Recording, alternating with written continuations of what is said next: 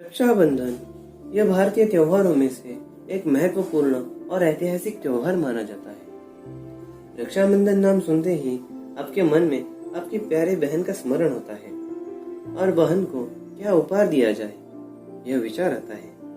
पर आपने कभी सोचा है कि रक्षाबंधन की शुरुआत कब हुई थी, या किसने पहले रक्षाबंधन मनाया था, या भारतवर्ष में रक्षाबंधन क्यों मनाया जाता है?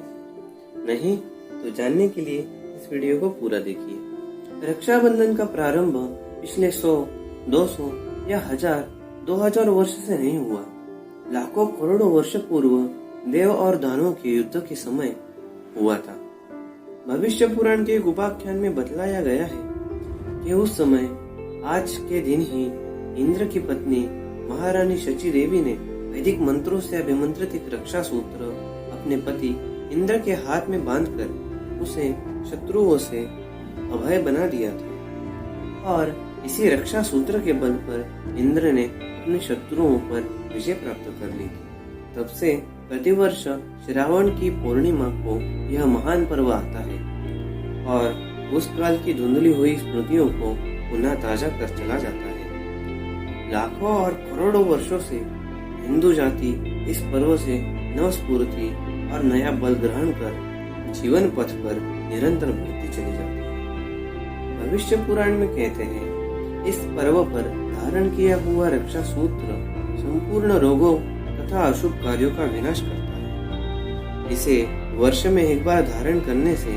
वर्ष भर मनुष्य रक्षित हो जाता है। इस रक्षा सूत्र को बांधते समय जो मंत्र या श्लोक पढ़ा जाता है, उसका अर्थ यह है कि जिस प्रयोजन से उक्त रक्षा सूत्र से दानवों का सम्राट महाबली बलि राजा बांधा गया था, मतलब वामन भगवान को दान देते समय इस रक्षा बंधन से आबद्ध होने पर वह सर्वस्व जाता देखकर भी पुनः विचलित नहीं हुआ, उसी प्रयोजन से यह रक्षा सूत्र आज मैं तुम्हें बांधता हूँ, अतः तू भी अपने निश्चित उद्देश्य से विचलित न हो और दृढ़ बने रहो। रक्षाबंधन पर किसी दैवज्ञ ब्राह्मण से अक्षत, स्वर्ण, सर्षप, दूर्वा, सर्वौषधि आदि से युक्त वेद मंत्राभिमिश्रित रक्षा कंकण बंधवाने का शास्त्रीय विधान है। यह रक्षा सूत्र जहाँ गत वर्ष में न चाहते हुए भी शरीर, वाचा और मन इन समुद्भूत पापों की उपाकर्म द्वारा निवृत्ति हो जाने पर उनके पुनः न होने देने की धारणा का प्रतीक भूत है और दृढ़ प्रतिज्ञ बने रहने का मनोवैज्ञानिक संबंध है। वहाँ इस मास में इसे इसलिए भी धारण किया जाता है कि इन दिनों मतलब वर्षा ऋतु में सूर्य प्रकाश का अभाव होने से प्राणी समुदाय में भांति भांति के रोग हो जाने स्वाभाविक है, अतः इनकी निवृत्ति के लिए भी शास्त्रों ने इस रक्षा सूत्र का विधान किया था। इस सूत्र में पीछे बताई हुई अनेक कीटाणुनाशक तथा रोग निरोधक एंटीसेप्टिक औषधियों का समावेश तो होता ही था, किंतु सबसे अधिक मनोवैज्ञानिक प्रभाव तो उन वेद मंत्रों का होता था जिनके द्वारा उसके हृदय में इस भावना को दृढ़ किया जाता था कि इस सूत्र को धारण करने के बाद वह वर्ष भर के लिए सर्वथा रक्षित हो गया और उसे अब किसी से भय नहीं रहा। इस भावना के प्रभाव से बीमारी आदि की दशा में भी मनुष्य से साहस बना रहता है, अतः वह शीघ्र अच्छा हो जाता है। समय बीतता गया और संसार में अनेकानेक परिवर्तन होते गए और उस परिवर्तन का प्रभाव इस त्योहार पर भी पड़ा।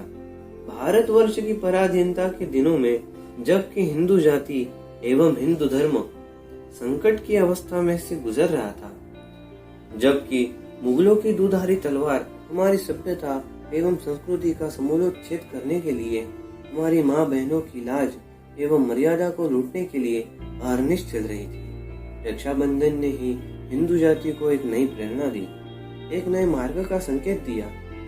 यह राखी जो विगत काल में पति एवं पत्नी की प्रेम का, स्त्री की सौभाग्य रक्षा का प्रतीक थी, वह भाई और बहन की पवित्र प्रेम बंधन के रूप में बदल गई। ऐतिहासिक पर्यालोचन बतलाता है कि उस काल में राजपूत रमणी अपनी मान मर्यादा की रक्षा के लिए आवश्यकता पड़ने पर राजपूतों के पास इसी राखी को भेजकर सहायता की याचना करती थी। वे वीर भी अपनी धर्म बहनों की रक्षा में हंसते हंसते अपने प्राणों पर खेल जाया करते थे।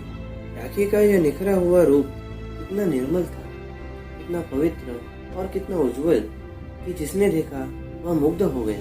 सूत के इन कच्चे दो धागों में वह प्रेरणा और शक्ति सन्निविष्ट हुई कि हाथों में बनते ही एक बार निर्जीव में भी प्राण स्पंदित हो गए। इतिहास में हमें ऐसे एक भी कायर राजपूत का नाम नहीं मिलता जिसने इन धागों की लज्जा की रक्षा में मर मिटने में जरा भी हिचकिचाहट अनुभव। हिंदू तो खैर हिंदू थे, जन्म से ऐसे ही संस्कार में पालित पोषित होते हैं, पर मुस्लिम बंधु भी इन धागों की पुकार को अनसुनी न कर सके।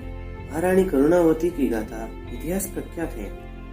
कर्नल टाड जैसे विदेशी इतिहास लेखकों ने भी इसकी प्रामाणिकता पर अपनी मुहर लगाते हुए लिखा है कि जब गुजरात के शासक बहादुर शाह ने उसके राज्य पर आक्रमण किया तो इस राजदूती रमणी ने तत्कालिक शासन हुमायूं को राखी भेजकर अपनी सहायता के लिए पुकारा था। हालांकि हुमायूं के लिए यह एक कठिन परीक्षा थी। उसकी सेनाएं अफगानों को विजय करने की ओर लगी हुई थी और करुणावती की सहायता करने पर उसे लड़ना भी अपने ही भाई मुस्लिम शासक से था। परंतु हुमायूं का मानव हृदय, उसके अंतर में बैठा हुआ वह भाईपन जो इस राखी को प्राप्त कर सजग हो गया था, इन सब बातों की कोई चिंता न कर एक हिंदू बहन द्वारा भेजी गई उस राखी की रक्षा करने के लिए सेना सजाकर आखिर मारवाड़ पहुंचकर ही रहा। स्वदेशी आंदोलन काल में सर सुरेंद्रनाथ बनर्जी ने इसी त्योहार की बदौलत बंगाल में अपूर्व एकता और नवचेतना को जन्म दिया था। आज की राखी बड़ी सुंदर है, बड़ी कोमल है, रेशम के रंग बिरंगे डोरों से बनी है, परंतु वह प्रेरणा शून्य है। आज वह कलाई की शोभा मात्र बनकर रह गई है। उसका अतीत गौरव लगभग निश्चय सा होता जा रहा है। यदि ऐसा न होता तो रक्षाबंधन पर झट से कलाई आगे बढ़ाकर राखी बंधवा लेने वाला हिंदू नौजवान शरीर में रक्त की एक बूंद रहते भी हजारों बहनों को पाकिस्तान में मुसलमानों की गुलाम बीवी बनने के लिए न छोड़ देता। या तो वीर राजपूतों का वंशधर वह हिंदू आज निस्सत्व हो गया है, अथवा यह राखी ही रेशम के डोरों के रूप में आकर फिसलने वाली बन गई है जो अनायास ही हाथ से गिर पड़ती है। फिर भी हम नहीं भूल सकते कि रक्षाबंधन हमारा महान राष्ट्रीय पर्व है। मानवता के पंजे में फंसे देवत्व और मनुष्य को उभारने के लिए इसका जन्म हुआ और सुदीर्घ काल से इसने हिंदू जाति में शक्ति, साहस और विजय भावना का संचार किया है। देश जाति की मान मर्यादा के संरक्षणार्थ युद्ध में जाने वाले व्यक्ति के हृदय में मैं सर्वथा रक्षित हूँ और अजय हूँ, ऐसी दृढ़ भावना को जन्म लेकर इस राखी ने उसे सदा युद्ध में सफलता प्रदान की है। यह एकता का महामंत्र है, संगठन का सिंहनाद है और जीवन की प्रगति का जीता जाता प्रतीक है। प्रत्येक हिंदू को इसे बड़े उत्साह से मनाना चाहिए।